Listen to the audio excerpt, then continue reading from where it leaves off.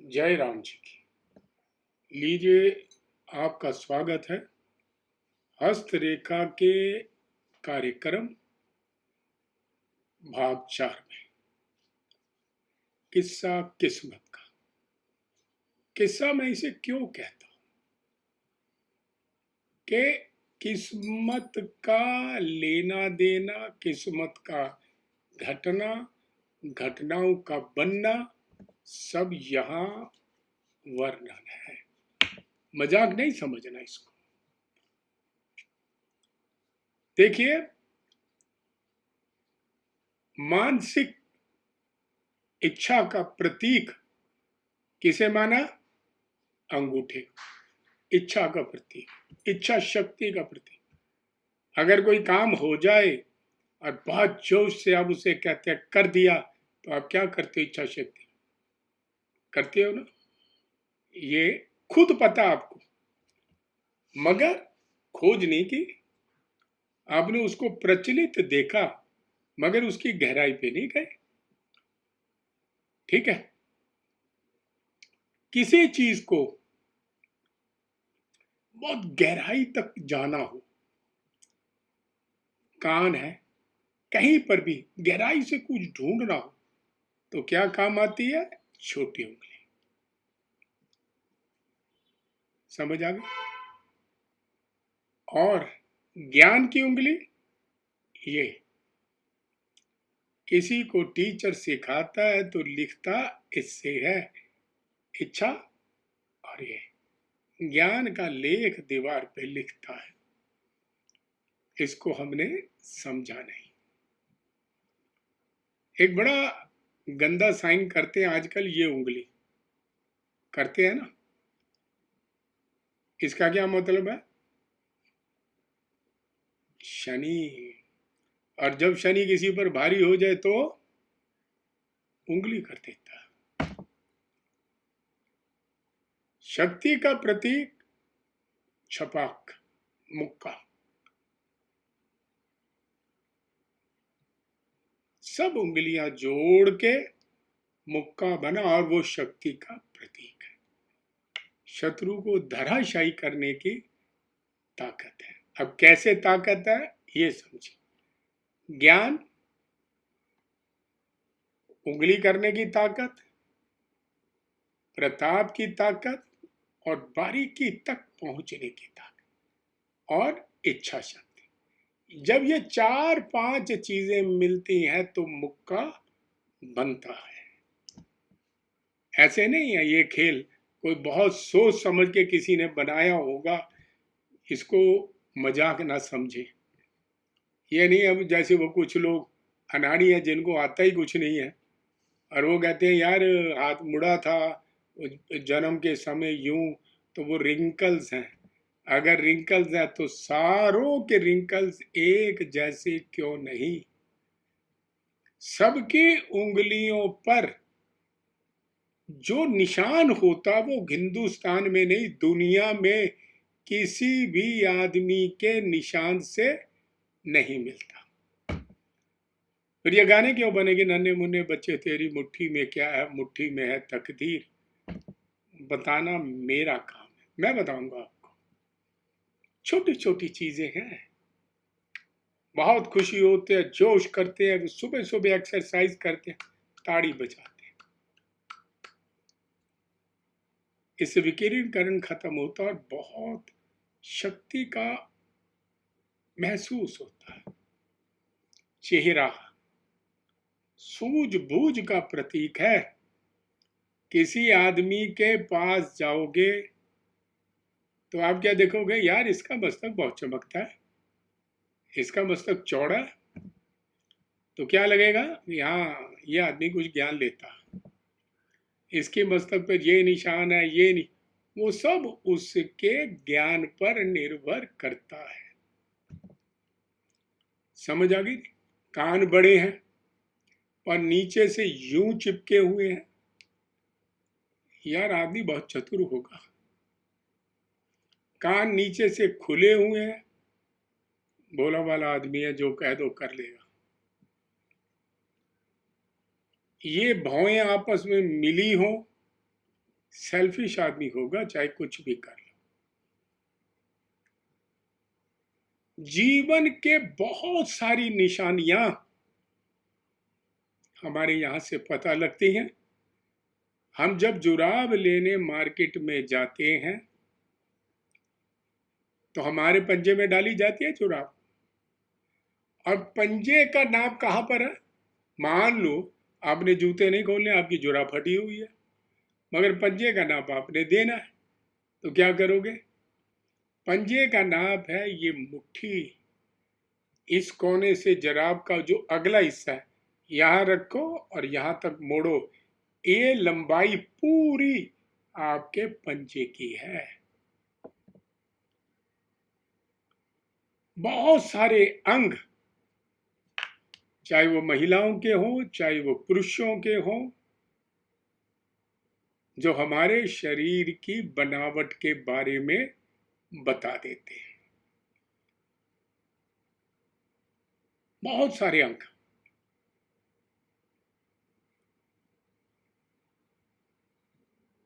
हाथ की उंगलियां ऐसी अगर चिपकी हुई है, मैं अपनी बात नहीं कर रहा भाई, मेरे पर ना ले लेना, अगर ऐसे चिपकी हुई है, मान सम्मान वाला आदमी होगा। अगर ऐसे खुली हुई है, खर्चीला होगा। ये भी बताऊंगा। अंगूठे की बनावट, 3 पर्व है, 1, 2 और ये नीचे, तीनों का क्या अर्थ है, मोटाई लंबाई क्या है, देखते रहेंगे तो जरूर बताऊंगा। एक एक चीज नोट करने वाली है भैया, इसको मजाक नहीं समझना। बहुत सारे लोग फोन करते हैं, महाराज जी जन्म पत्री बनाएंगे, तो हमारे ऑफिस से कहते हैं बन जाएगी, विश्लेषण वो कर देंगे उसके ऊपर और उपाय बताएंगे, और 1 घंटा 2 घंटा तक आप जब तक उसको समझे नहीं, आप उनसे चर्चा कर सकते हैं। तो वो क्या पूछते हैं, अच्छा जी कितने साल तक का उसमें फल होगा? क्या मतलब?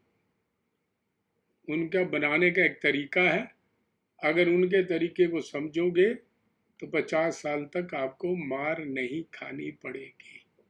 करना आपने, करना मैंने नहीं है। मैं वो नहीं कह सकता हाँ मैं तुम्हारी किस्मत बदल दूंगा, मैं तुम्हें करोड़ रुपए ला दूंगा, मैं नहीं कह सकता। ना मैं भगवान हूं, ना मैं इतना ज्ञानी हूं, या ज्ञानी लोग कहते हैं, मैं इतना ज्ञानी नहीं। मैं तो ये बता सकता हूं कि भाई तेरी किस्मत में ये अड़चन है, हटा ले इसको। हटाने का तरीका ये है बस। इतनी शक्ति थी, इतनी तू लाया था, वर्तमान में इतनी है, खराब तूने इतनी कर ली, इसको सुधार ले। ऐसे कौन कौन से काम है जिससे तेरे ग्रह खराब हो रहे हैं, सब चीजों को समझा दूंगा, बता दूंगा, और इसको आपने समझना है, आपने करना है। एक आदमी गया, बात थोड़ी मजाकिया है, एक आदमी गया एक ज्योतिषी के पास, बोला पंडित जी मेरी बच्चा नहीं है। बाबा जी ने एक ताबीज दे दी, बोला महाराज ये लो ताबीज, तुम्हारे संतान हो जाएगी। 3 साल के बाद वो आदमी आया, बाबा जी को कहता बाबा जी मेरे तो संतान हुई ही नहीं, आपकी ताबीज बेकार गई। बाबा जी ने कहा भाई क्यों, क्या हुआ? बोला मैं जिस दिन आपने दी हाँ, बाबा जी ने कहा यार बीबी के डाल दी थी गले में। अरे कमाल है बाबा जी, मैं 10 बजे आपके पास था, 12 बजे की मेरी फ्लाइट थी, मैं दुबई जा रहा था, मैं स्पेशल फ्लाइट डिले करके घर पहुंचा, मैंने रिस्क लिया, मैंने जाती ताबीज फटाफट उसके गले में डाला और राम राम भी नहीं किया, और मैं दुबई को रवाना हो गया। आज मैं आया, मैंने आके उससे पूछा भाई संतान हो गई है? वो कहती नहीं, यार मैं बाबा जी से अभी पूछ के आता हूँ। बेवकूफ, बाबा ने बोला ताबीज थोड़ी संतान करेगी, वो तो तेरे अथक परिश्रम से होगी बेटा। ठीक उसी तरह हम उपाय बता सकते हैं, कोई भी ज्ञानी आदमी उपाय बताएगा। बड़े बड़े विद्वान बैठे हैं इस लाइन में, वो उपाय बता देंगे। आप उन उपायों का प्रयोग करो ना, क्यों नहीं ठीक होगा। मेरे पर यकीन नहीं रखना, जो मैं उपाय बताऊं मैं भगवान नहीं हूं, मैंने नहीं बनाए। हाँ, मैं आपको शास्त्रों में वर्णित उपाय बता रहा हूं, कपोल कल्पना नहीं है मेरे पास। आप उसको करो, उस पर यकीन रखो, धन्यवाद भी उसी का करना। जैसे कल मेरे पास एक महिला, भद्र महिला का फोन आया, उन्होंने कहा जी आपने जो उपाय बताए थे वो मैंने उपाय करे। हाँ बेटा, फिर क्या हुआ? मेरे भाई की शादी नहीं हो रही थी ना, तो बोला फिर रिश्ता हो गया। फिर बजियो 6 महीने तक हुई बातचीत, फिर उसके बाद वो लड़की वालों ने फोन करे, हमने जवाब ही नहीं दिया उनको। मैं कहा भाई तुमने जवाब क्यों नहीं दिया? बोले हमारी माँ के एक्सीडेंट हो गया था ना जी, हम हॉस्पिटल में थे। मैं क्या हॉस्पिटल में थे या लॉकडाउन में थे? अरे हॉस्पिटल में थे, फोन उठा के बोलते महाराज मेरी माँ की तबीयत ठीक नहीं है, खत्म बात। बोला जी उन्होंने काफी फोन करे, फिर नहीं उठाया, फिर उन्होंने रिश्ता तोड़ दिया। बताओ महाराज। अच्छा, फिर बोला फिर हमने वही उपाय दोबारा करे। अच्छा जी, बोला फिर रिश्ते की बात हो गई, रिश्ता चल पड़ा, बात होती चली गई। 6 महीने के बाद वो लड़की घर से भाग गई। मैंने कहा अपनी लड़की घर से भाग गई, अगर आपको ये बताया जाएगा तो आप क्या कहोगे? मैंने कहा यार तुमने मारा था, पीटा था? नहीं जी नहीं, मारा पीटा तो कुछ भी नहीं, वो तो आई ही नहीं, वहीं से भाग गई, अपने गहने कपड़े सामान सब ले गई। भाई गहने कपड़े सामान कहाँ से ले गई? बात गोलमोल। मैंने कहा एक काम करो, अगर तो तुमने भगाई है तो उसके माँ बाप को बता दो, ताकि उसको प्रॉपर ढूंढ ले। अगर तुमने नहीं भगाई तो पीछा छोड़ दो, फिर भगवान के आगे हाथ जोड़ो कि उसका कोई और नतीजा हो जाए। बोले जी बात तो ठीक है, मगर आपने ये कहा था जी कि बच्चे को ना कहीं कोई कानूनी अड़चन में ना फंस जाए। मैंने कहा मुझे तो पता नहीं, और तुमने भगाई नहीं, तुमने छोड़ी नहीं, तुम्हारे घर से गई नहीं, तो फिर क्यों होगा कि वो कानूनी अड़चन में फंस जाएगी? इसका मतलब है तुम कहीं इन्वॉल्व हो उसमें। क्या नहीं नहीं जी, हमने नोट कर लिया कि आपने कहा था कि भी कानूनी अड़चन में ना अड़ जाओ। मगर तो इसका मतलब, बोले अब बताओ कि कानूनी अड़चन अड़ेगी कि नहीं। मैं कहा भाई मेरे को तो याद नहीं कि मैंने ऐसा कहा, अगर कहा होगा उस समय जन्म पत्री देख के तो सोच समझ के करना, फिर थोड़ा सा उस मामले से पीछे रहो। कहाँ गई, किधर गई, क्यों गई, तुम क्यों खोज रहे हो? जो तुम्हारी शादी से पहले अगर तुम्हारी बात सही है, वो छोड़ के भाग गई, अब तुम क्यों कर रहे हो पीछे? अच्छा अच्छा अच्छा, तो हमने तो आपकी बात रिकॉर्ड की हुई थी कि लड़की लड़के को कहो पीछे रहे, अगर तुमने नहीं भगाई तो ये ना हो कि कानूनी अड़चन में अड़ जाए। मैंने कहा यार क्या कहूँ मैं क्या मेरे बताए हुए मंत्रों को तो तुम रिकॉर्ड नहीं करते हो? क्या कहें ऐसे लोगों को, कम अकल है ना, पता ही नहीं है मैंने क्या करना है, क्या फायदा लेना है। दूसरी, मैं भी माफ कर देता हूँ। मैं कहता हूँ कम अकल है, तभी दुख भोग रहे हैं।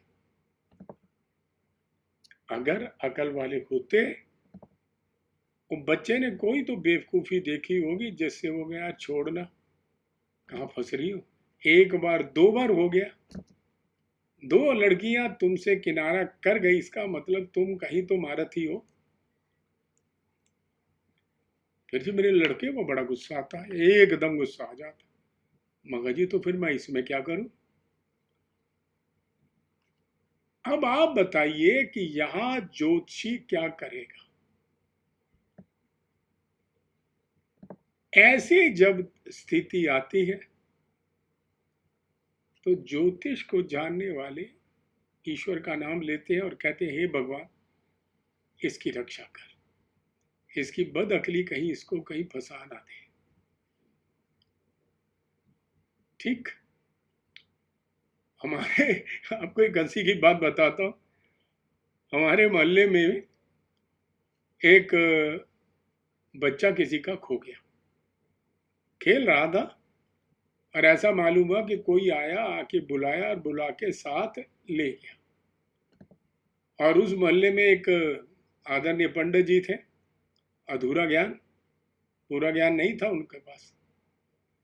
उन्होंने पंचांग खोली, पंचांग खोल के देखा, बोला चिंता ना करो, फोन पे ध्यान रखना, कोई पैसे का फोन करे तो उसको सोच समझ लेना। ये तो साधारण कह देते हैं कि यार कोई फोन तो नहीं। अब पुलिस वालों के पास जो वे पूछ लेते हैं कि भाई बच्चा तुम्हारा गया, किसी ने संपर्क तो नहीं किया, किसी ने पैसे की डिमांड तो नहीं की। और वो माँ बाप थाने पहुंच गए। बोले क्या? कहते जी एक तो पंडित जी ने टोटका करवाया और उन्होंने कहा कि 22 दिन में वापस आ जाएगा, और अगर ये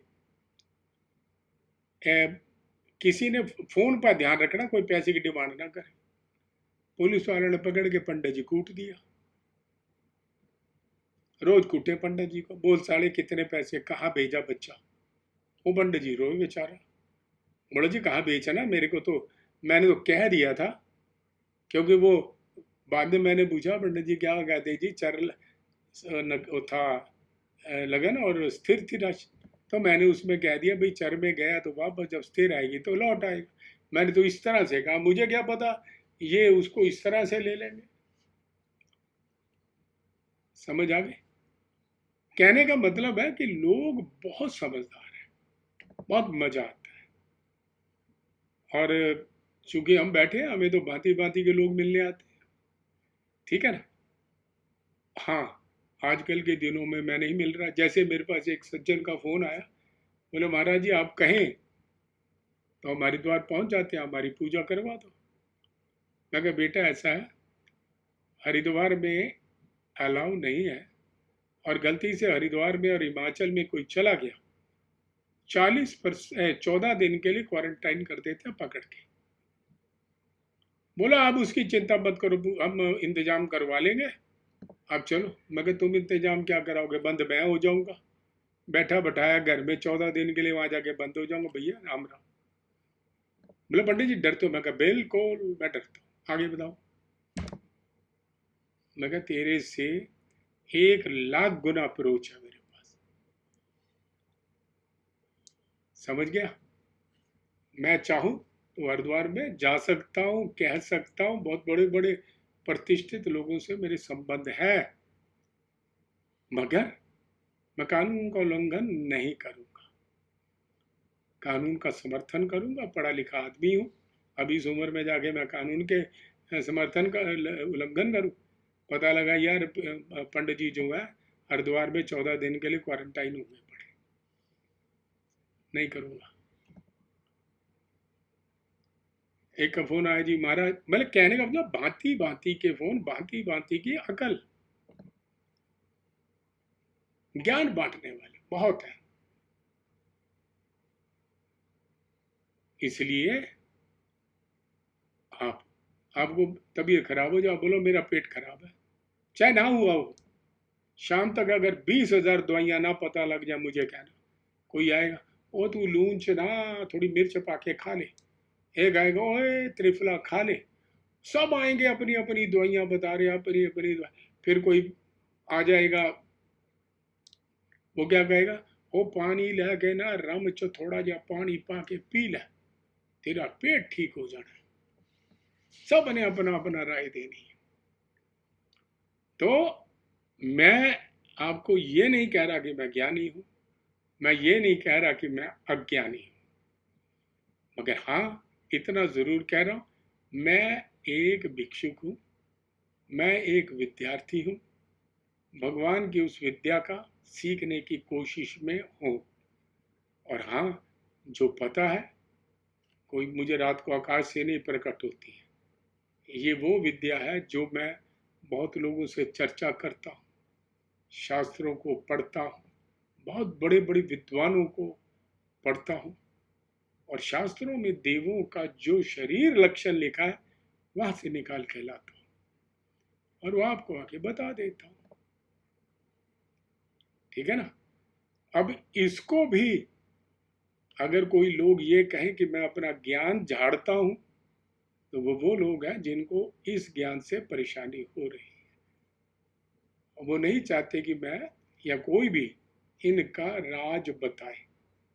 वो चाहते हैं कि भाई देखो, एक चीज बड़ी अच्छी बताता हूं, मैं कई बार नेट पर देखता हूँ, आज का मैं टाइम थोड़ा ज़्यादा ही बोलने लग पड़ा, थोड़ा नेट खोल के देखता हूँ तो उसमें क्या लिखा होता है, फोटो दी होती, बाबा जी ने हिमालय की घोर गुफाओं में तप कर रहे हैं, ऐसी फोटो दे रखी है, और सामने पहाड़ है, उसमें गुफा बनी है, उसमें बाबा जी खड़े। क्यों दिखा रहा भाई फोटो? फोटो दिखाने का अर्थ क्या है? तो मार्केटिंग कर रहे हो। बाबा जी विरक्त हैं, किसी चीज से तमन्ना नहीं। बाबा जी 20 साल से अन्न नहीं खा रहे। क्यों नहीं खा रहे? किस लिए नहीं खा रहे? फलाहारी हो, बताने की जरूरत क्या है?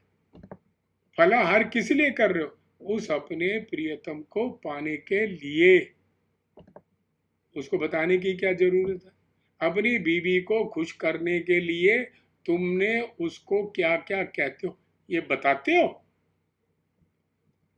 तो भगवान को खुश करने के लिए मैं फलाहारी हूं, 40 साल से अन्न नहीं खाया, पानी की बूंद नहीं पी, बाबा जी सिद्ध, बाबा जी ने काली की सबकी सिद्धियां कर रखी। ये दुकानदारी।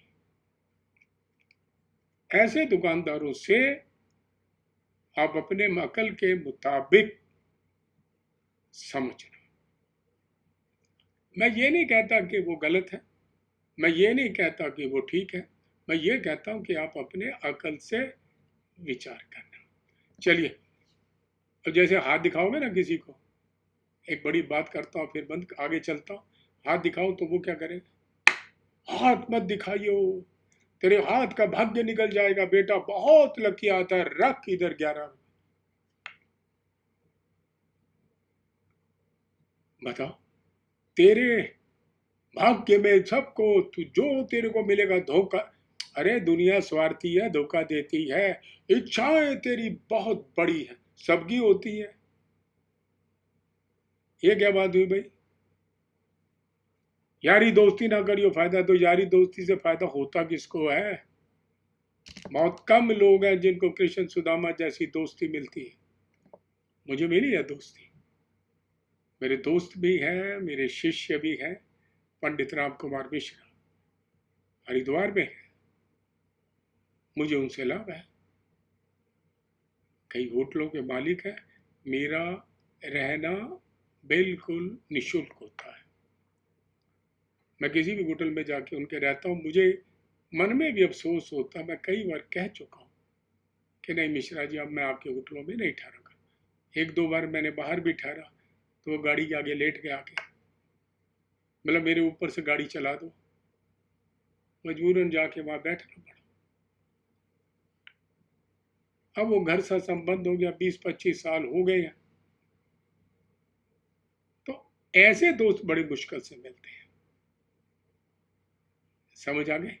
तो चलिए, अब आज हम आपको बताते हैं हाथ के आकार से पहले, हाथ के आकार की जांच से पहले जान लें कि स्त्री का हाथ है कि पुरुष का हाथ है। हाथ पकड़ा, भैया ये देख लो कि नरम है, पतला है, नाजुक है, लंबी उंगलियां हैं, बहुत कोमलता है, स्त्री का हाथ है। तो ये देख लो कि स्त्री का है या पुरुष का है। फिर अगर छोटे हाथ हैं तो कोमल मन होगा, विचार बड़े व्यापक होंगे, संलेशन की विश्लेषण संलेशन की प्रतिभा होती है ऐसे व्यक्ति में। अगर औसत, न बहुत छोटे न बहुत बड़े, सामान्य बुद्धि वाले, व्यवहार कुशल, स्वस्थ, संतुलित कल्पना शक्ति, लंबे हाथ हैं, सूक्ष्म विवरण, बहुत लंबे हाथ, एकदम ऐसे उंगलियों पर हाथ लंबा, सूक्ष्म विवरण, बारीकियों में जाने की प्रवृत्ति और अभिरुचि, हर चीज को खोजना, विश्लेषात्मक, विश्लेषण करना उसका। बहुत छोटा हाथ है, आदम प्रवृत्तियां, विचारों में, कार्यों में अव्यवस्थित, प्रायः कुरूर प्रवृत्तियां, विशेषकर पुरुषों में। अगर पुरुषों का हाथ बहुत छोटा है, बहुत छोटे से मतलब है इतने इतने हाथ होते हैं, तो आदम प्रवृत्तियां होंगी उस आदमी में, विचारों में, कार्यों में अवस्थित होगा, व्यवस्थित नहीं हो सकता, अव्यवस्थित होगा, प्रायः क्रूर होगा, विशेषकर अगर वो पुरुष है। बहुत लंबे हाथ होंगे, बिना बात के विश्लेषण में जाना, बिना बात के बाल की खाल निकालने की कोशिश, पागलपन, कठोर शासन, झगड़ालू, और वो कभी भी संतुष्ट नहीं होता जिसके हाथ बहुत लंबे होते।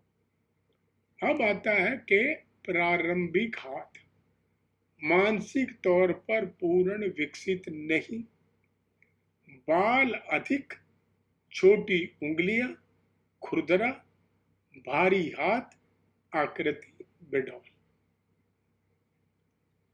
ये होते हैं प्रारंभिक।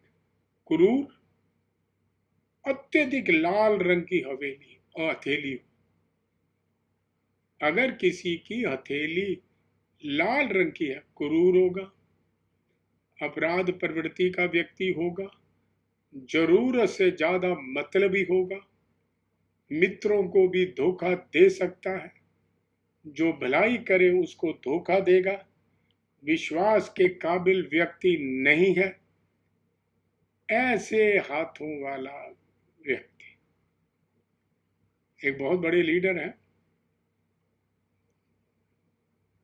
वर्तमान में कितने पावरफुल है वो नहीं, मगर उनका हाथ मैं एक बार देख रहा था, बिल्कुल इसी तरह। ऐसा नहीं मैं कह रहा हूँ कि भाई मैं लीडरों के हाथ देखता, बिल्कुल नहीं, दिखा दिया किसी ने बाई चांस, तो चलिए एनी हाउ, अब आ जाए हम आगे। अगर हाथ पीला है, दिख रहा आप, हाथ अगर पीला है, रोगी होगा, खून की कमी होगी, अस्थिर स्वभाव, कभी गुस्सा, कभी हंसी, चिड़चिड़ा सा आदमी, बड़े संकीर्ण, छोटे विचारों वाला, बुद्धि वाला, कम बुद्धि वाला, कमजोर दिमाग वाला, ज्यादा दिमाग वास्ट नहीं होता, ज्यादा गहराई तक सोच नहीं पाता, अगर उसका हाथ पीला है।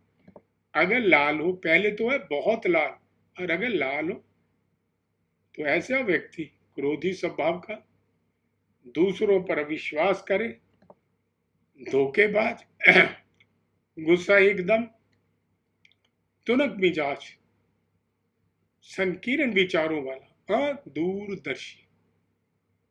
मैं, आप यकीन मानिए, मैं किसी सज्जन के पास बैठा था,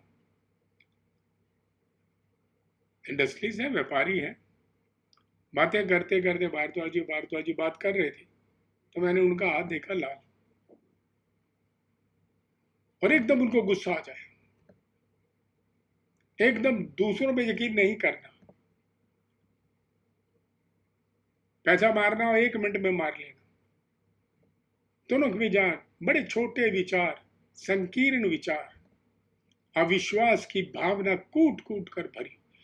ये कदम उठाऊंगा, इसका नुकसान होगा कि नहीं होगा, इसको करूं मुझे फायदा होगा कि नहीं होगा, ये इसको मैं रख रहा हूं, उसको निकाल रहा हूं, इससे मेरा काम डिसबैलेंस तो नहीं होगा। अदूरदर्शी। किसी का हाथ बड़ा ग्रीसी हो, चिकना हो, ऐसे लगे तैलीय पदार्थ है। त्वचा चिकनी हो, मुलायम हो, सुहृदय, अपने लक्ष्य की ओर बढ़ता रहेगा ऐसा व्यक्ति। उसका लक्ष्य बड़ा स्पष्ट होता है। अधिकतर ऐसे व्यक्ति सफल होते हैं। कौन से व्यक्ति? जिनका हाथ चिकना होता है, मुलायम त्वचा हो, रूखी सूखी त्वचा,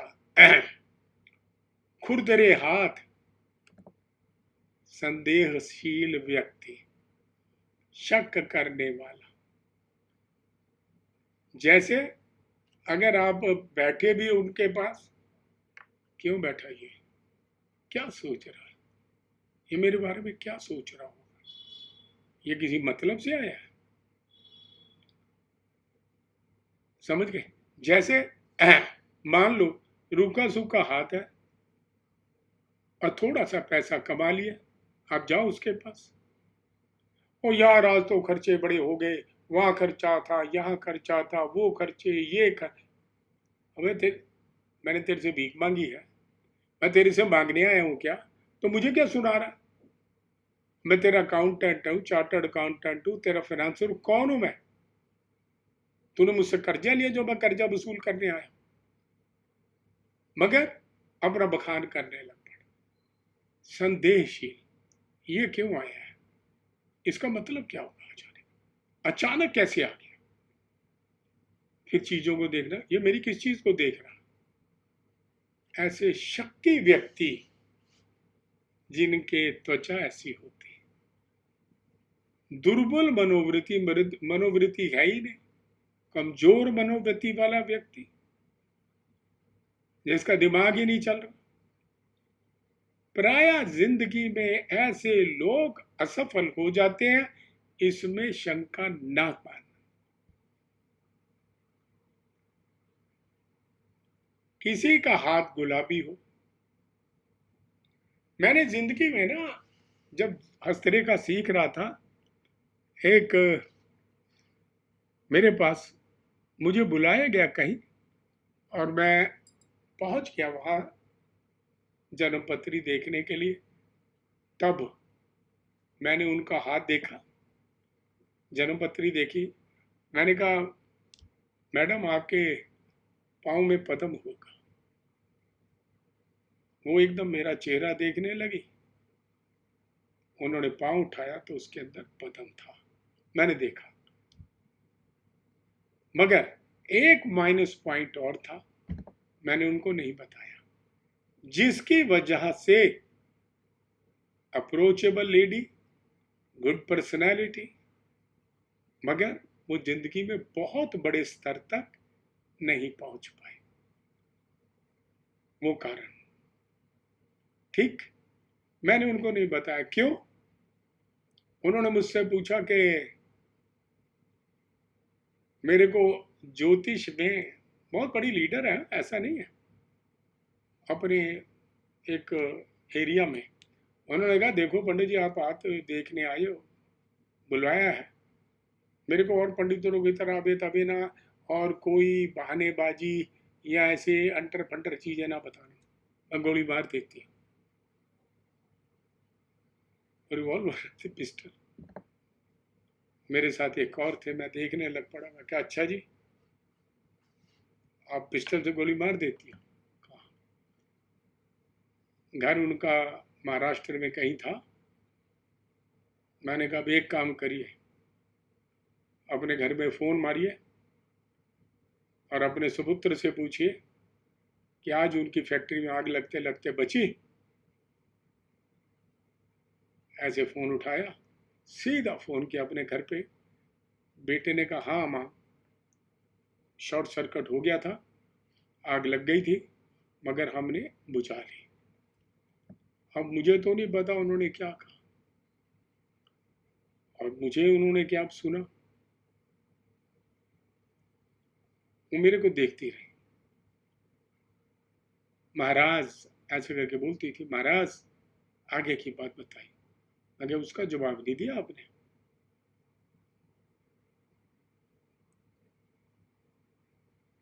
मैं आपका सम्मान करती हूँ। मगर धन्यवाद, मैं समझ गया। मैं क्या, आप घटना तो बता दो। बोले घटना क्या, आग लगी है। क्या आग लगी है? मैं कहा चलिए। मैंने अपना बैग उठाया, कंधे पे रखा और मैं खड़ा हो गया। क्या मतलब, क्या मतलब? मैंने कहा जी बस, गोली नहीं खानी। आपने ब्राह्मण का सम्मान करना चाहिए था। आप तो झूठ थे कि अरे गोली मार दूंगी, ये कर दूंगी, उठा के पटक दूंगी, मैं कुश्ती लड़ने नहीं आया हूं। कई बार बुलाया, मैंने कहा देखने नहीं गया। एक दो बार वैसे गया, उनके कोई और मित्र थे, मैंने उनको बताया तुम इस औहदे पर पहुंच जाओगे, और वो पहुंचे भी। मगर मैंने उनका दोबारा हाथ नहीं देखा। जन्मपत्री नहीं देगी, दो एक बार गया, टाल दिया। मैंने मुंह लो नहीं पकड़ा। मैंने कहा यार बदमाश है, मार देगी गोली।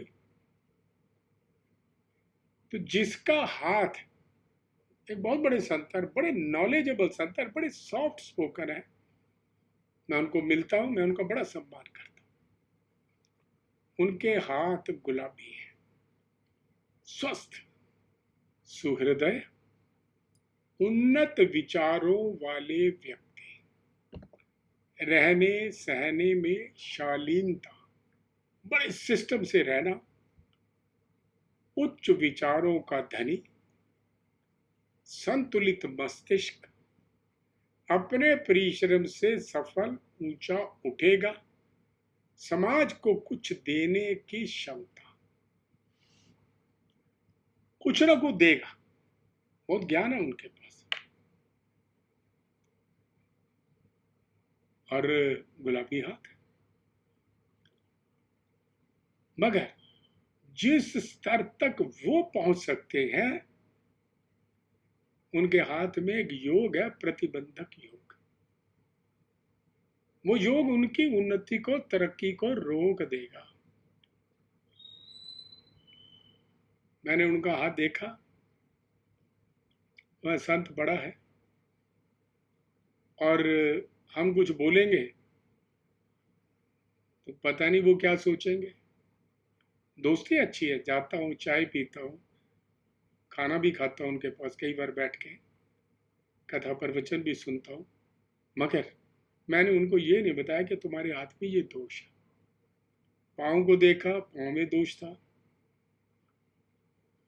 नहीं, ये इसके तरक्की का वादक है। अब लोग सोचते होंगे कि यार मैंने क्यों नहीं बताया, मैं उस घर का अन्न भी खाता था। जो मैं करता था वो मैंने किया, ठीक है। मगर एक याद रखना, घोड़े की अगाड़ी, घोड़े की पिछाड़ी और सांप की अगाड़ी कभी ना आना। बड़े आदमी की अगाड़ी और घोड़े की पिछाड़ी कभी ना आना। मेरे लिए तो बड़ा आदमी नहीं है। ये नहीं कि मैं किसी से वो डर रहा हूँ, थर थर कांप रहा हूँ। बड़े बड़े राजा और मंत्रियों को मैं मिला हूँ ऐसे बैठ के 1 to 1। मगर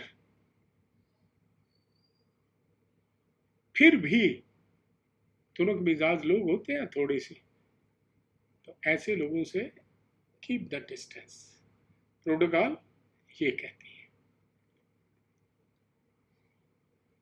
देखिए, अब एक चीज बड़ी अच्छी बताता हूं। संकरी हथेली, हथेली का मतलब ये हथेली यूं छोटी, अगर संकरी हथेली है जैसा कि ये बता रहा है, ऐसी कमजोर प्रकृति, नेचर कमजोर होगी, व्यक्ति बहुत मतलबी, स्वार्थी होगा, चाहे किसी का नुकसान हो जाए पर अपना स्वार्थ पूरा होना चाहिए। विश्वास करने योग्य नहीं है जिसकी ये जो हथेली होती है ये संकरी हो, छोटी हो, ऐसे उंगलियां ठीक हो मगर हथेली बिल्कुल छोटी, संकरी, टाइट, ऐसे व्यक्ति से विश्वास ना करना। मतलबी होगा, कमजोर प्रकृति का होगा, स्वार्थी होगा। भाई अपने जहां बैठ के अपने परिवार में तो मेरा प्रोग्राम देख रहे हो, ये ना होगी एक दूसरे की हथेलियां देखनी शुरू कर दो। ठीक, चौड़ी हथेली, अगर हथेली चौड़ी है जैसा मैंने यहां दिखाया, ये चौड़ी हथेली है, लंबाई से चौड़ाई ज्यादा है, चरित्र का दृढ़ व्यक्ति होगा, जो एक बार सोच लेगा वो पूरा करेगा, विश्वास करने योग्य व्यक्ति होगा, करनी में और कथनी में कोई अंतर नहीं, जो कहेगा वो करेगा, उसको पूरा करेगा, उसको रोकेगा नहीं। जिसको आश्वासन देंगे वो पूरा कर देंगे।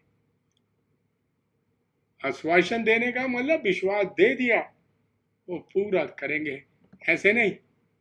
मगर आज के समय में क्या है, एक व्यक्ति है, आपने कभी ताड़ का या नारियल का पेड़ देखा, वो सीधा नहीं होता, वो ना ऐसे झुक जाता, यूं झुक जाता, यूं नीचे से यूं जाके अधर में ऐसे झुका होता है, बिल्कुल यूं। आप चढ़ रहे हो, यहां तक तो आपको दिख रहा पैर, जब यहां आओगे आपको लगेगा यार तो अधर पे लटका। तो एक व्यक्ति ऐसे पेड़ पर चढ़ गया, चढ़ते समय जो पेड़ पे चढ़ने वाले नीचे नहीं देखते, उन्हें तो भरोसा लगेगा मैं हवा में हूं, मेरे तो नीचे तला है ही नहीं, मेरे तो नीचे बेस है ही नहीं। वे पेड़ में ऐसे चढ़े हो तो तना दिख रहा है ना, वहां तना नहीं दिखता। अगर आप कभी नारियल पर या ताड़ के पेड़ पर चढ़े हो, चढ़ गया नारियल पे, जब पूरा ऊपर पहुंच गया, उसने 10 15 20 नारियल तोड़े नीचे फेंके, अब वो उतरने लगा। जब उतरने लगा, उसने नीचे देखा तो उसकी सिट्टी पिट्टी गुम, हवा खत्म। हे भगवान, 20 रुपए का प्रसाद चढ़ाऊंगा, ठीक ठाक नीचे उतार दे, और सौदेबाजी करने को कौन मिला? भगवान, वो भी 20 रुपए में। जिसकी करोड़ों अरबों खरबों की संपत्ति, जो जल की सी झलक दिखा दे, नजर फेर दे, आदमी के वारे न्यारे कर दे, आगे पीछे सुख समृद्धि घूम जाए, जमीन की गड़ी हुई करोड़ों अरबों के हीरे जवाहरात सोना चांदी जिसके इशारे से पैदा होते हो, उसको 20 रुपए का लालच। भगवान भी हंसते होंगे। आप कभी मंदिर में जाते हो तो क्या देखते हो, ऐसे जेब से 1 रुपए का सिक्का निकाला मूर्ति की तरह और टन बजा मूर्ति के नीचे। भगवान को क्या मूर्ति को पत्थर मार रहे? इसको यूं समझो कि आपके घर में एक बैगर आया, उसने दरजा खटखटाया, आपने दरजा खोला, उसने एक रोटी उठाई आपके मुंह पे मारी, दे बाबा रोटी दे, अब दोगे? बहन तो, अबे बेवकूफ, तेरे को तमीन है, सॉरी, तेरे को तमीन है बेवकूफ, क्या कर रहा है?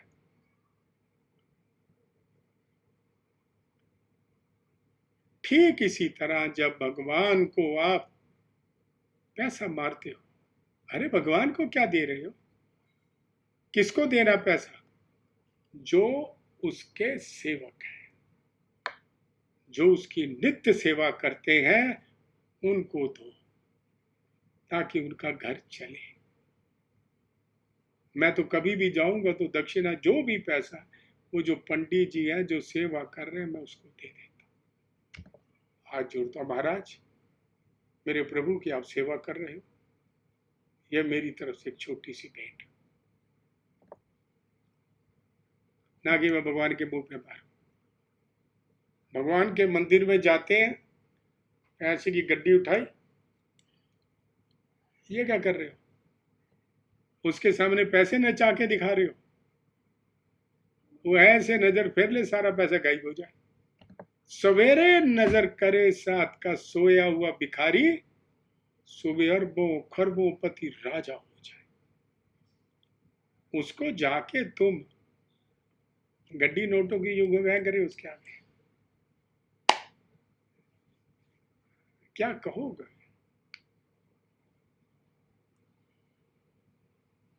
मान लो आप पूड़ी बेचते हो, कोई आदमी आपकी दुकान पे खड़ा है, जेब में हाथ डाली, पूड़ियां निकाली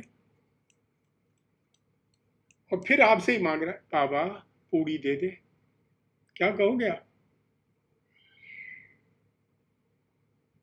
अबे बेवकूफ, ये क्या कर रहा है? कुछ तो कर अकल।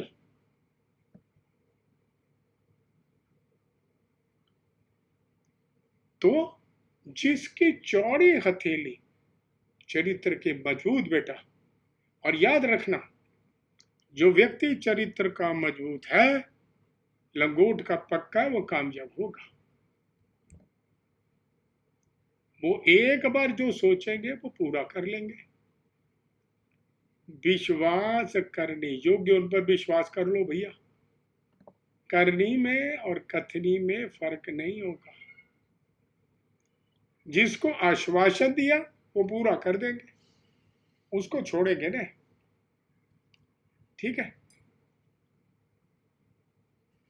जिसकी अत्यधिक चौड़ी, लंबाई चौड़ाई से ज्यादा, अब क्या करेंगे? वो अस्थिर प्रकृति का, उसकी यार प्रकृति अस्थिर होगी, नेचर अस्थिर होगी, डिपेंडेबल हो ही नहीं सकता, तुरंत निर्णय नहीं ले पाते, किसी भी कार्य को करने से पूर्व सोचते ही नहीं, कर रहे। कोई भी कार्य तरतीब से पूरा नहीं, मन में निराशा। और मैं आपको एक बात बताऊं, मैं पंजाब में था, एक कहीं बैठा था, तो वहां पर एक व्यक्ति थे, बोला महाराज जरा हमारा हाथ देख दो, जन्मपत्री देख। अच्छा, हमारे लोगों के लिए एक प्रॉब्लम होती है, हम कहीं पर भी चले गए ना जी, तो बेटा क्या होता है, किसी पार्टी में खाने गए, किसी ब्याह शादी में चले गए, किसी फंक्शन में चले गए, अरे भारद्वाज जी आए, तो लोग क्या करेंगे, महाराज जी मैं बड़ा दुखी हूँ, मैंने मतलब हम प्लेट में खाने लगे, हम रख देंगे, हाँ बोल महाराज जी बड़ा दुखी, मैं बड़ा दुखी, मैं बड़ा दुखी, मैं बहुत दुखी, आपका खाना मैं डाल के लाऊं? तो मैं ये उल्लू, ये जो मैंने डाला, मन में सोचा मैं आगे तो डाल के ला, नहीं नहीं महाराज जी बहुत देर होगी, लाओ मैं लाता हूँ। गया, खाना डाल के आया, इतना इतना मैं कभी नहीं खाता, मैं प्लेट में पहले सलाद डाल लेता हूँ, स्प्राउटेड डाल लेता हूँ, फिर दही, चावल और एक या दो चपाती, और आधा आधा चम्मच, not more than half spoon, सब सब्जियों को थोड़ा थोड़ा, बस मेरा पेट भर गया, पूरा भर के पहाड़ बना के ले आए। और दुनिया देखे, अरे ये क्या भूखड़ आया था घर से, मैं कुछ नहीं कहता। फिर खाना रख दिया, मेरे हाथ में पकड़ा, महाराज जी ये हुआ, मैं बताऊँ आपको, आप इधर आओ, बैठो इधर, एक टेबल प्लेट रख दी, सामने बैठे, उसने मेरे को ये कहा, अपने पौने लड़ाइयाँ झगड़े, अरे मैंने कहा जी अच्छा मैं चलूँ, तो आपने खाना नहीं खा? मैंने कहा यार मैं बाद में खा लूँगा, मैंने खाना छोड़ा, उठ के चला, मैं क्या खाऊँ? ये हमारे लोगों के लिए थोड़ी सी समस्या है।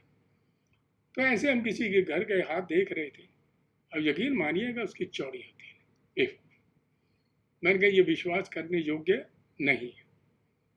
और रिश्तेदारी में था, श्रीमान जी हम घूमने निकल गए, शायद मैंने आप लोगों को पहले भी ये बताई थी कथा, सुबह सुबह का टाइम था, मैं था, हम मेरे एक और लोग थे, हम लोग वॉक करने निकले हुए थे सुबह से, रास्ते में एक रेलवे ब्रिज आ गया, आधा किलोमीटर या एक फरलांग का होगा, अब धुंधला है, इतना याद नहीं। मैंने कहा जी, वो पुल पे चलने लगा। मैंने कहा महाराज गाड़ी आ गई तो? है नहीं, कोई गाड़ी वाड़ी नहीं, कुछ नहीं।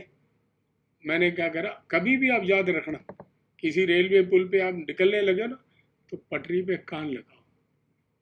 अगर गाड़ी 1 किलोमीटर भी होगी ना, ठक ठक ठक ठक ठक ठक की आवाज़ आ रही होती।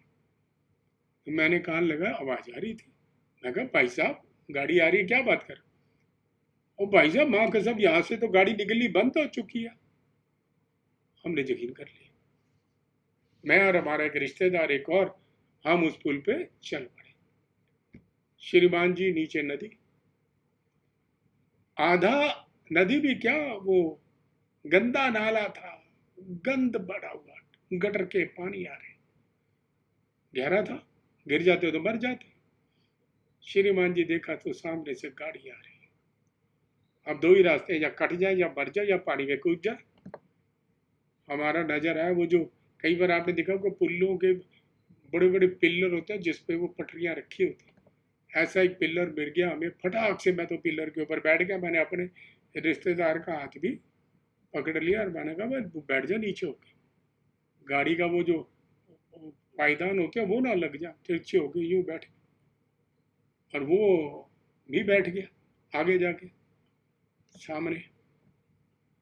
गाड़ी खट खट खट खट खट खट खट खट खट खट खट खट ऊपर से निकली। मैंने फिर वहां से पटरी को कान लगाया, आवाज नहीं आई। मैंने कहा अब नहीं आएगी गाड़ी, खड़े हो जाओ। मगर भाई साहब फटाफट निकल लो निकल लो निकल लो। हम फटाफट फटाफट तीनों चारों गाड़ी की पटरी, पुल क्रॉस किया। पुल क्रॉस थे जो मेरे वो रिश्तेदार थे, और हमने जो उसको धोया, बड़ी पुरानी बात है, तभी उसे धोया। ऐसा कपड़ों को धो भी नहीं धोया होगा जैसे हमने उसको धोया। हमने कहा गधे के बच्चे, उल्लू के बट्टे, हम मर जाते सारे। तो जिसकी हथेली चौड़ी, विश्वास ना करना। बाद में देखा चौड़ी हथेली, अरे मैंने कहा हमारी गलती है, तेरे पर विश्वास कर, ठीक। और अत्यधिक चौड़ा कोई भी कार्य तरतीब से पूरा नहीं करेगा। अगर आपके पास कोई कार्यकर्ता आ गया, या आपकी कंपनी में कहीं पर भी कोई व्यक्ति आ गया नौकरी लिए, उसकी हथेली देखो बेटा।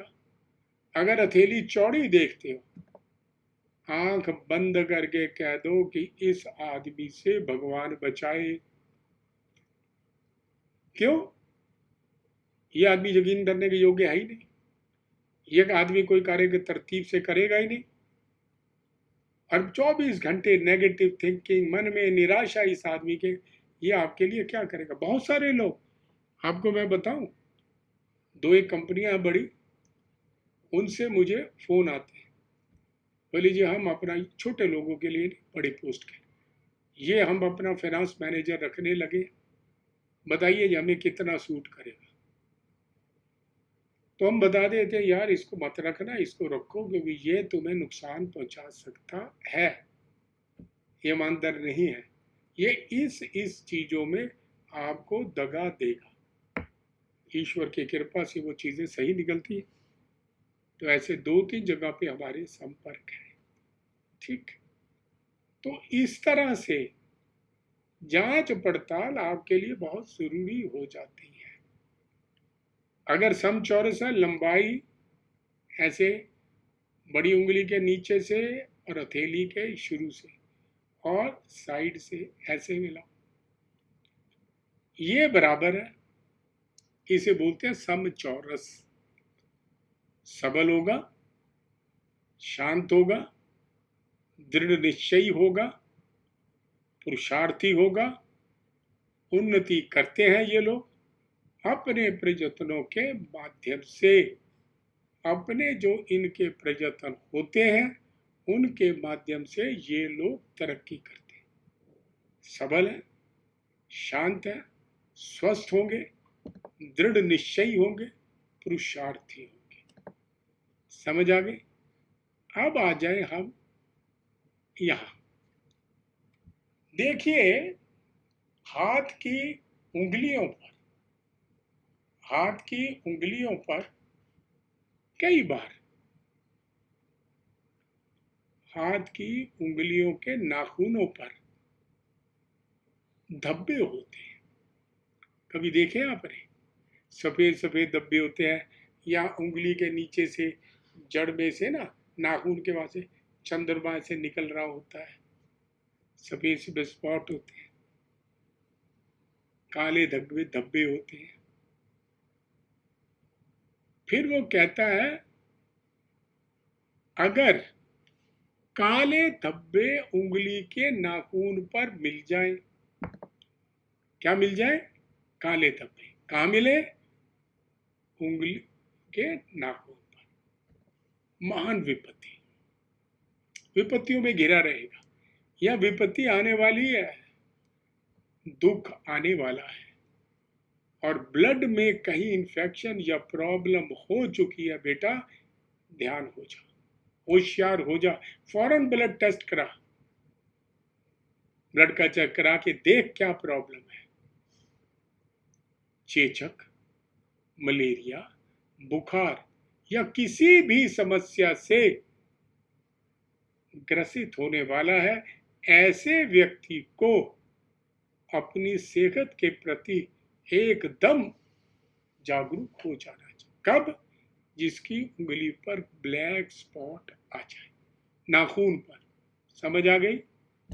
फिर वो कहता है सफेद धब्बे आ जाए, अगर नाखून पे सफेद लाइन ब्रीक ब्रीक धब्बे आ जाए तो क्या है? ब्लड सर्कुलेशन में प्रॉब्लम आ गई, गतिरोध है, आने वाला रोग है। उंगलियों पर अगर दिखाई दे, अगर मांस पर भी वो धब्बा दिखाई दे रहा है तो बेटा शीघ्र बीमार पड़ने वाले हो, लीवर प्रॉब्लम हो गई है, फौरन इलाज करा। Li52 MS है, और भी जो गोलियां हैं, किसी अच्छे डॉक्टर से, मैं डॉक्टर नहीं। दूसरा, अगर अंगूठे पर सेब, नाखून पर सफेद धब्बा आ जाए, प्रेम का सूचक, प्रेमी होगा ये। काला धब्बा आ जाए, निकट भविष्य में ये कोई बड़ा अपराध करने वाला है।